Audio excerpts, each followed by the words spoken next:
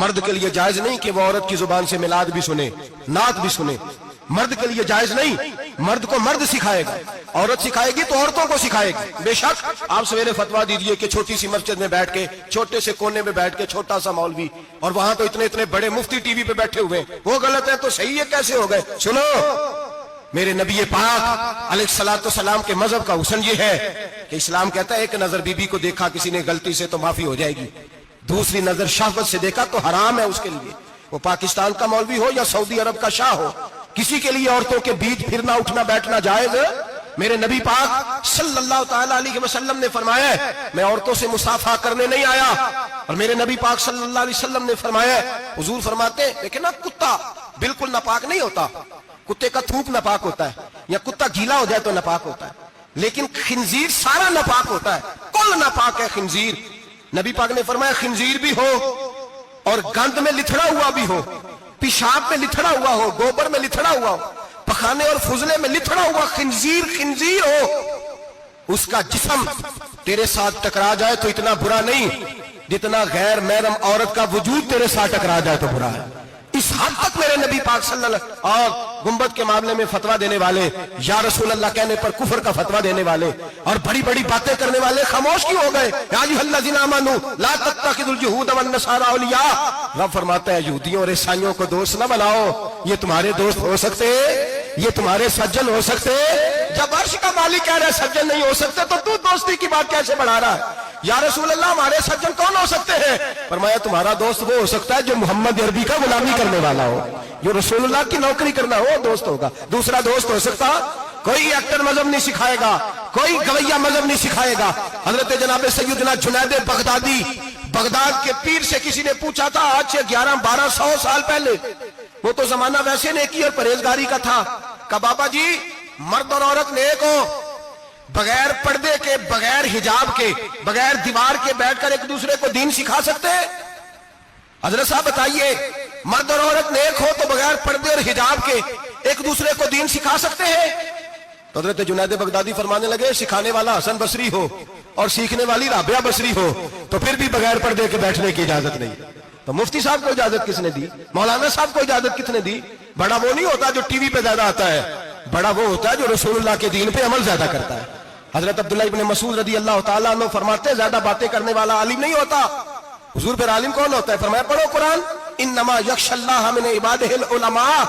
فرمایا بڑا عالم وہ ہوتا ہے جو اللہ سے زیادہ ڈرتا ہے، اس لیے کہ رب فرماتا ہے میرے بندوں میں سے جو عالم وہ ہیں جو اللہ سے زیادہ ڈرتے ہیں، خوف رکھتے ہیں. تو میرے بھائی رمضان المبارک میں بچنا ہے، پرہیز کا وقت ہے، تو کوئی شخص بھی کوئی شو نہ دیکھے، میری منت ہے آپ حضرات، کوئی شو نہ دیکھے.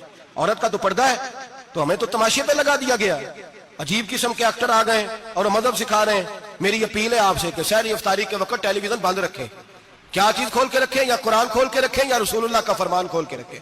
اللہ رسول کی طرف توجہ رکھیں، وہ سیکھنے سکھانے کا وقت ہے. چھوڑے گویوں سے دین سیکھا جائے گا، ہمیں کوئی شکوا نہیں. یہ پکی توبہ کریں، سویرے آئیں آ کے دین سکھائیں. اور میں ان سے بھی اپیل کروں گا کہ آؤ دین سکھاؤ.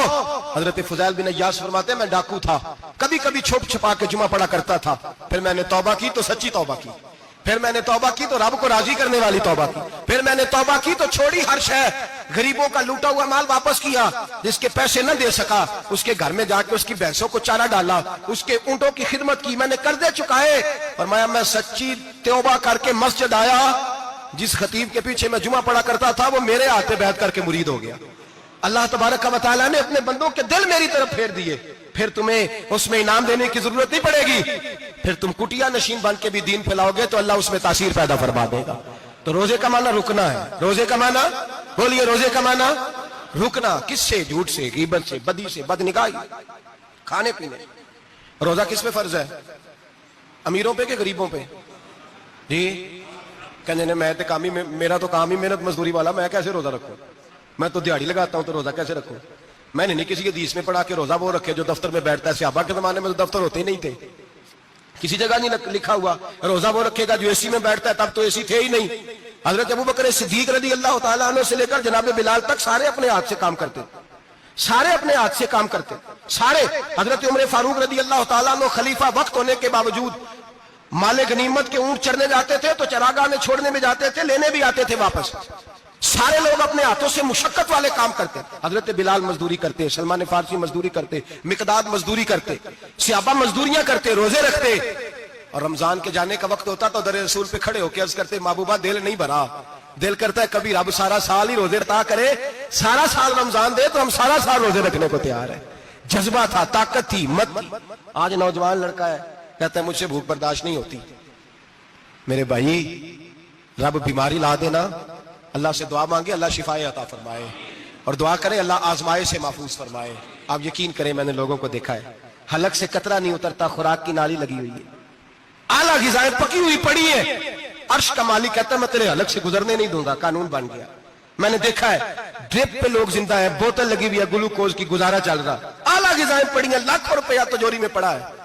मालिक कहता है तू नहीं खा सकता, तो वो खाने नहीं देता, नहीं खाने देता। एक शख्स यूरोप के इलाके का, मैं किसी कालम नवीस का पढ़ रहा था, वो कहता मेरी खरबों में जायदाद है, लेकिन मेरे मेदे में ऐसी तकलीफ है कि मैं आटे को छान कर जो ऊपर से बूरा निकलता है सिर्फ वो खा सकता हूं, उसके अलावा मैं कायनात की कोई नेमत खा नहीं सकता।